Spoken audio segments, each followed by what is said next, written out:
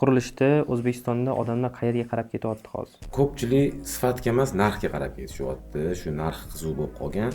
Remont bitta qilinganda 10 yil, 15 yilga yetadigan qilib qilish kerak. Balki undan ham ko'pga. Arzon narsa ishlatishadi, u 1 yilga qolmay o'zini yo'qotadi. Yaxshi sifatli narsa har doim status beradi. Har doim uni yana ham chiroyli qilib, yana ham boyroq ko'rsatadi va o'sha недвижимость narxi yanada oshadi. Odam o'zini uyidan ayirish kerak emas-da.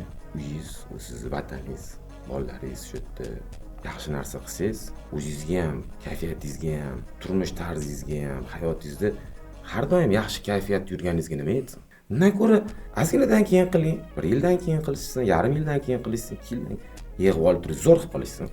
Aytaylik, yana elektrikada, santexnikada umuman bo'lmaydi pullar. Umuman kerak emas ayash.